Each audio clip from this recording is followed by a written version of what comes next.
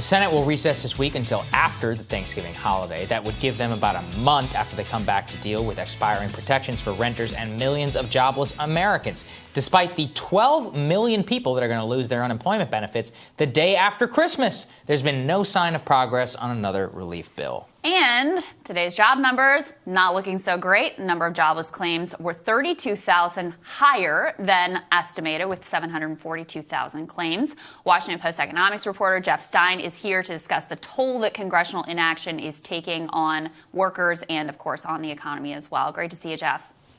Thanks for having me back on.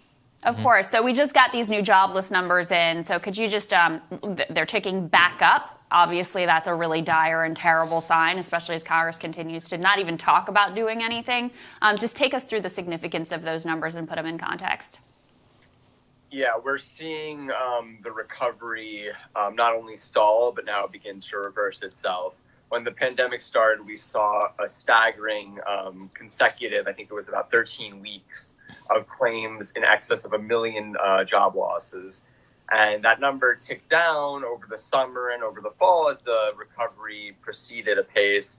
And some of the easiest jobs to get back came back online. And now we're looking at that trend reversing itself. So we're not quite up to where the million a week figure was. In part, that's because, the easiest jobs to gain have been gained back. So we've seen that progress. But we're heading back towards those months where we saw consecutive job loss significantly worse than any of those job losses we saw during the Great Recession. So it's absolutely the wrong direction, as you point out, and extremely scary because we're a month away from the first day of winter. We're close to a month away, and we're already seeing this. So what happens when it's even colder? When it's even the virus spreads even more consistently? We are still only sort of in the early months of part of November, so we have a long way to go. Yeah, we certainly do. Jeff, let's talk stimulus. What are the latest developments on Capitol Hill? I've been pessimistic, but I know that Nancy Pelosi sent Mitch McConnell a letter. I mean, what does that mean in terms of reality, in terms of the recess and more? Just lay that out for us. It means really nothing. It means that they wanted to say that they are trying to do something, but it doesn't mean that they actually are trying to do something. Just to give you a sense of how dire things are in terms of Capitol Hill stimulus negotiations, there's been no conversations that I have been able to pick up on, at least.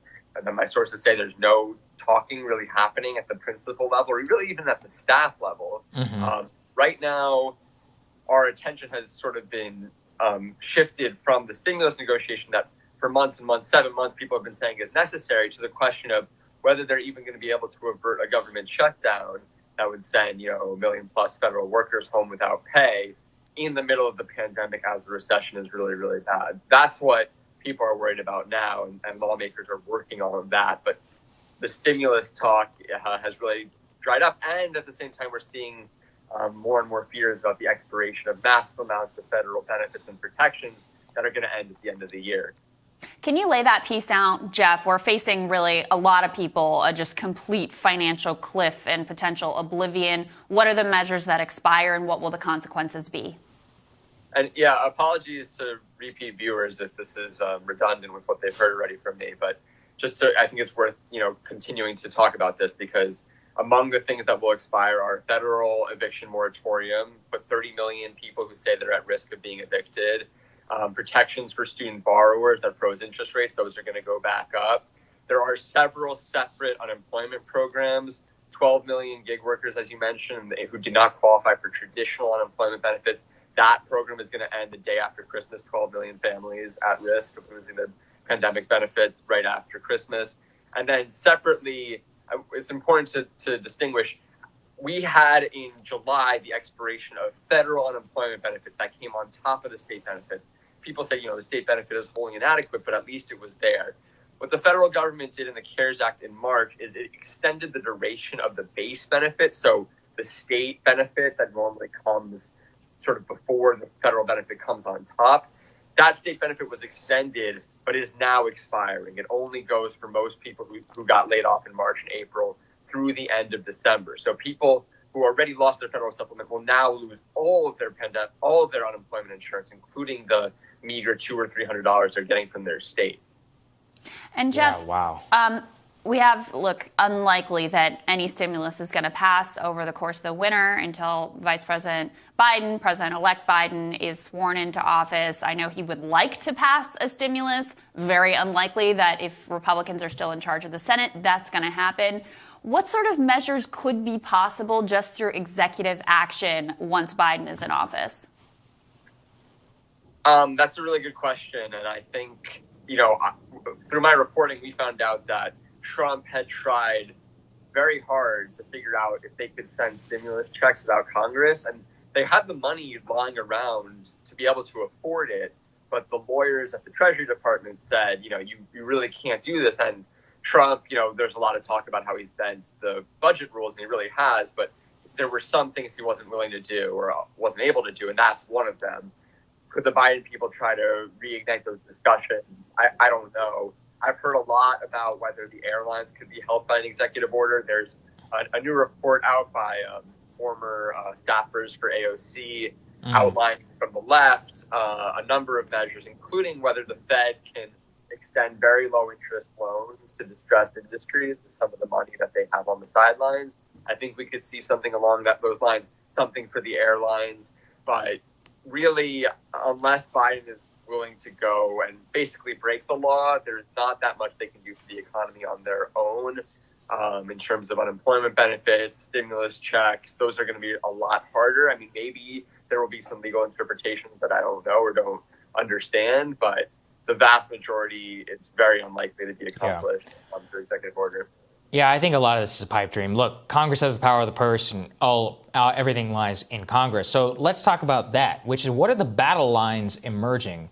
I mean, if Georgia goes Republican, how do you think that that's going to affect the negotiations on Capitol Hill with the new president? There's going to be some political capital, but are they going to use it all on a stimulus? What do you think? Well, at least some people I talk to think that this is, the second best chance Democrats will have to get a stimulus through is right now, especially if either whatever happens in Georgia. I think there's a lot of people close to McConnell's office who tell me that, they are interested in showing that Republicans are serious about providing relief, that the Senate is serious about providing relief. And for them to allow those two Republican senators in Georgia up for re-election to say that they secured passage of relief bill is a political boon.